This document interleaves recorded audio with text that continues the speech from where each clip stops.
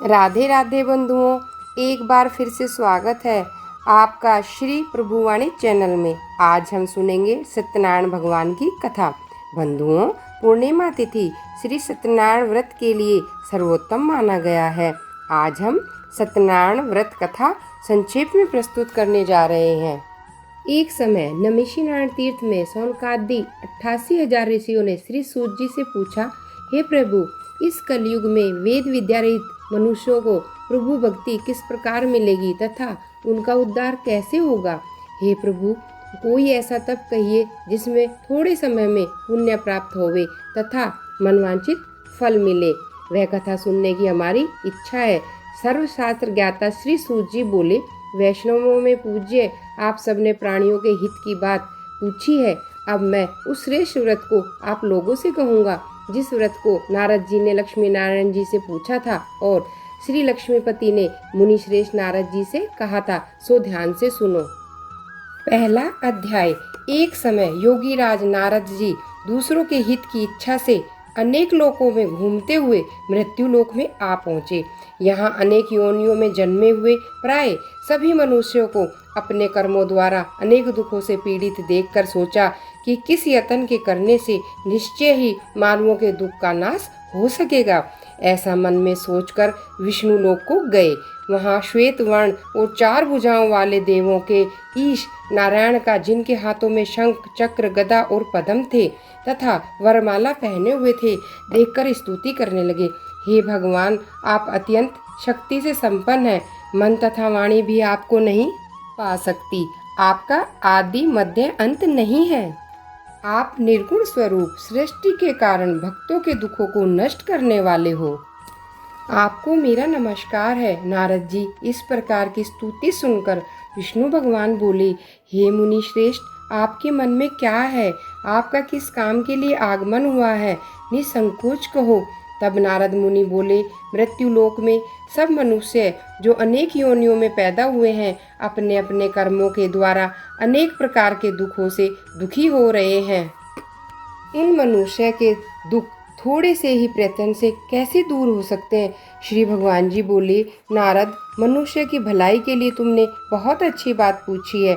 जिस काम के करने से मनुष्य मोह से छूट जाता है, वह कहता हूँ पुण्य देने वाला स्वर्ग तथा मृत्यु लोक दोनों में दुर्लभ एक उत्तम व्रत है।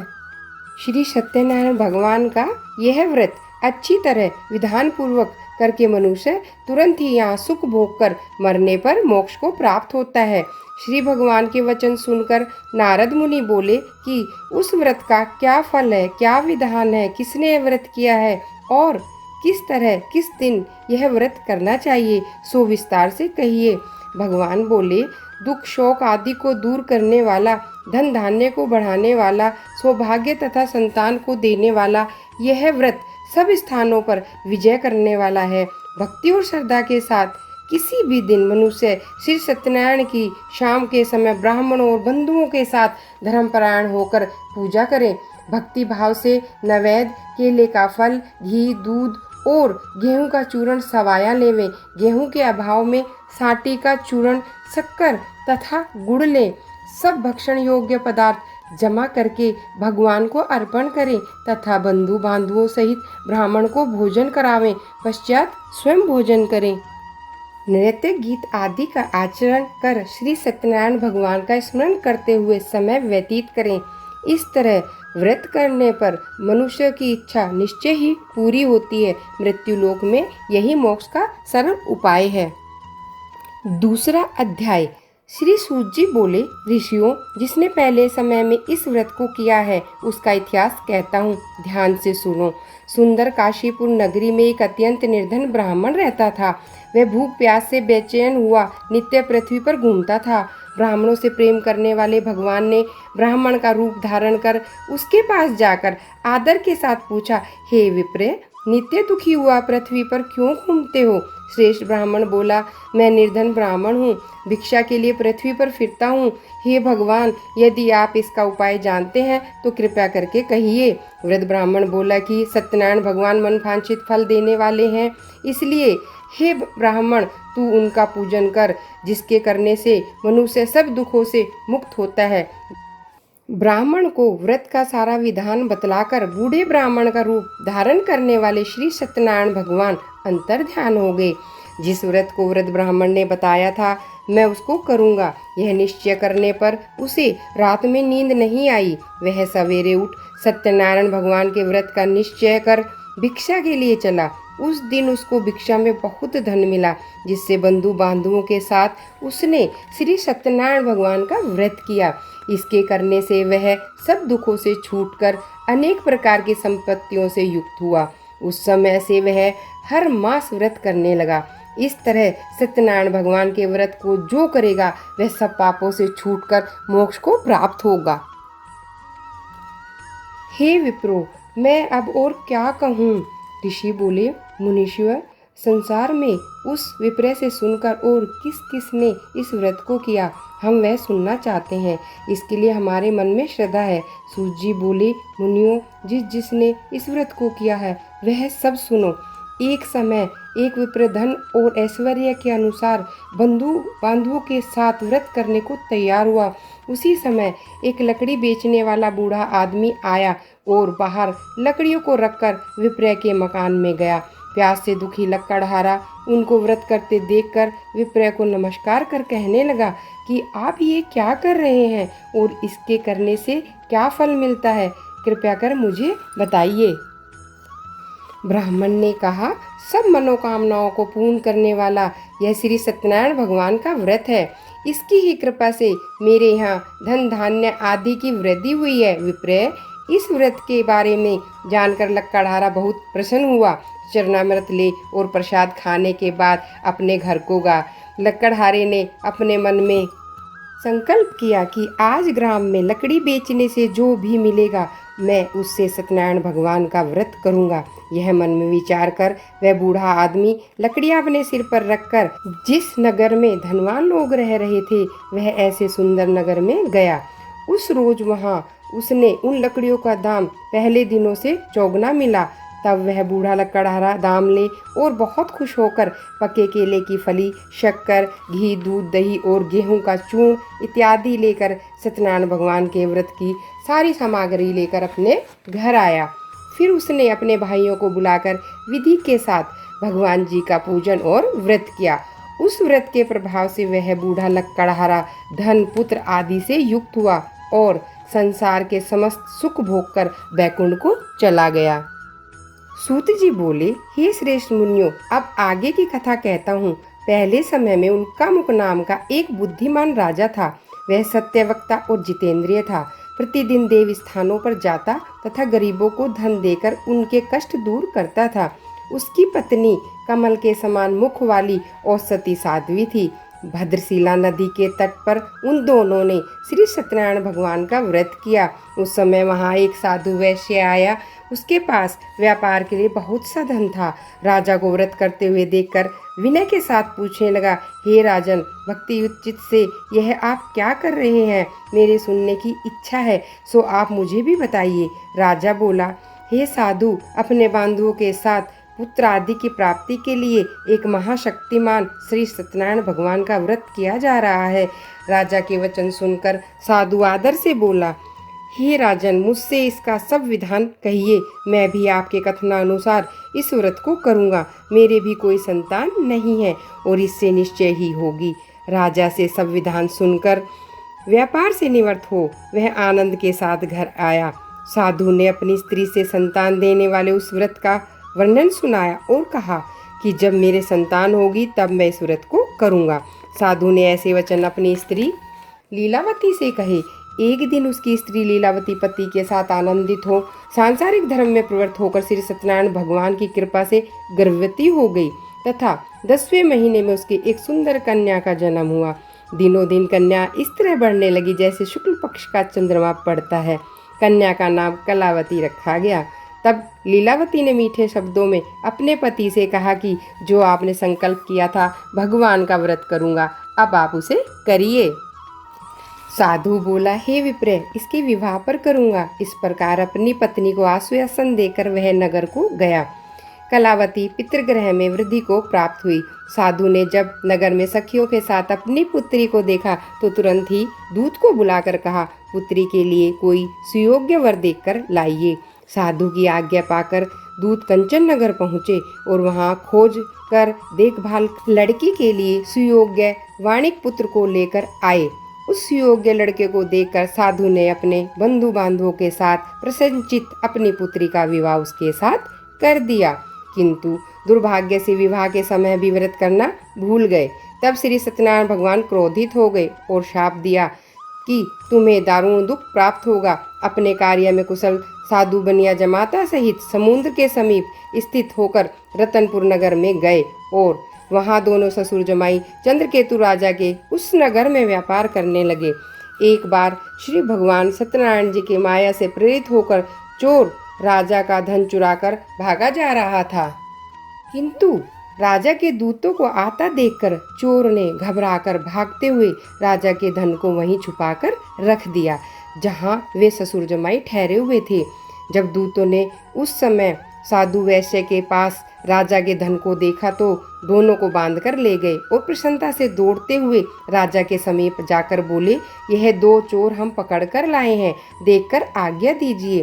तब राजा की आज्ञा से उनको कठिन कारावास में डाल दिया गया और उनका धन छीन लिया गया। श्री सत्यनारायण भगवान के श्राप द्वारा उनकी पत्नी घर पर भी बहुत दुखी हुई और घर पर जो धन रखा था चोर चुरा कर ले गए। उनको बड़ी पीड़ा हुई। भूख प्यास से अति दुखी अन्न की चिंता में कलावती एक ब्राह्मण के घर गई। वहां उसने श्री सत्यनारायण भगवान का व्रत होते देखा, फिर कथा सुनी तथा प्रसाद ग्रहण कर रात को घर आई। माता ने कलावती से कहा, हे पुत्री, अब तक तू कहाँ थी? तेरे मन में क्या है? कलावती बोली, हे माता, मैंने एक ब्राह्मण के घर श्री सत्यनारायण भगवान का व्रत देखा है। कन्या के वचन सुनकर लीलावती भगवान के पूजन की तैयारी करने लगी। लीलावती ने परिवार और बंधुओं सहित श्री सत्यनारायण भगवान का पूजन किया और वर मांगा, मेरे पति और दामाद शीघ्र आ जावें। श्री सत्यनारायण भगवान इस व्रत से संतुष्ट हो गए और राजा चंद्रकेतु को स्वप्न में दर्शन देकर कहा, हे राजन, दोनों वैश्यों को प्रातः ही छोड़ देना और उनका सब धन उन्हें लौटा देना, नहीं तो मैं तेरा पुत्र आदि राजपाट सब नष्ट कर दूंगा। राजा से ऐसे वचन कहकर भगवान अंतर ध्यान हो गए। प्रातः काल राजा चंद्रकेतु ने सभा में अपना स्वप्न सुनाया। फिर दोनों वाणिक पुत्रों को कैद से मुक्त कर सभा में बुलाया। दोनों ने आते ही राजा को नमस्कार किया। राजा मीठे वचनों से बोला, हे महानुभावों, भावी वंश, ऐसा कठिन दुख तुम्हें प्राप्त हुआ है, अब तुम्हें कोई भय नहीं है। ऐसा कहकर राजा ने उनको नए नए वस्त्र आभूषण पहनाए तथा जितना धन लिया था उससे दुगना धन देकर आदर से विदा किया। दोनों वैश्य अपने घर को चल दिए। चतुर्थ अध्याय। सूत जी बोले, वैश्य ने मंगलाचार करके यात्रा आरंभ की और अपने नगर को चल दिए। उनके थोड़ी दूर निकलने पर दंडी वेशधारी श्री सत्यनारायण भगवान ने उनसे पूछा, हे साधु, तेरी नाव में क्या है? अभिमानी वाणिक हंसता हुआ बोला, दंडी, आप क्यों पूछते हो? क्या धन लेने की इच्छा है? मेरी नाव में तो बेल और पत्ते भरे हुए हैं। वैश्य का कठोर वचन सुनकर श्री भगवान ने कहा, तुम्हारा वचन सत्य हो। दंडी ऐसा कहकर वहां से दूर चले गए। कुछ दूर जाकर समुद्र के किनारे बैठ गए। दंडी के जाने पर वैश्य ने नित्य क्रिया करने के बाद नाव को ऊंची उठी देखकर अचंभा किया तथा नाव में बेल पत्ते आदि देखकर मूर्छित हो गए, जमीन पर गिर गए। फिर मूर्छा खुलने पर अत्यंत शोक प्रकट करने लगे। उनका दामाद बोला, आप शोक ना करें, यह दंडी का श्राप है, अतः उनकी शरण में चलना चाहिए, तभी हमारी मनोकामना पूर्ण होगी। दामाद के वचन सुनकर वे दंडी के पास गए। अत्यंत भक्ति भाव से नमस्कार करके बोले, मैंने जो आपसे असत्य वचन कहे थे उनको क्षमा करें। ऐसा कहकर महान शोकातुर हो रोने लगे। तब दंडी भगवान बोले, हे वाणिक पुत्र, मेरी आज्ञा से तुम्हें बार बार दुख प्राप्त हुआ है, तू मेरी पूजा से विमुख है। साधु बोला, हे भगवान, आपकी माया से ब्रह्मा आदि देवता भी आपके रूप को नहीं जानते, तब मैं अज्ञानी कैसे जान सकता हूँ? आप प्रसन्न होइए, मैं सामर्थ्य के अनुसार आपकी पूजा करूँगा। मेरी रक्षा करिए और पहले के समान नौका में धन भर दीजिए। उसके भक्ति युक्त वचन सुनकर भगवान प्रसन्न हो गए। उसकी इच्छा अनुसार वर देकर अंतर ध्यान हो गए। तब उन्होंने नाव पर आकर देखा कि नाव धन से भरी हुई थी। फिर वैसे अपने नगर को चला।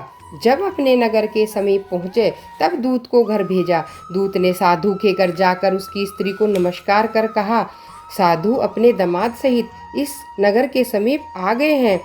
ऐसा वचन सुन साधु की स्त्री ने बड़ी खुशी के साथ सत्यनारायण भगवान का पूजन कर पुत्री से कहा, अपने पति के दर्शन करने को जाती हूँ, तू कार्य पूर्ण कर शीघ्र आ जाना। माता के ऐसे वचन सुनकर कलावती प्रसाद छोड़कर जल्दी से पति के पास गई।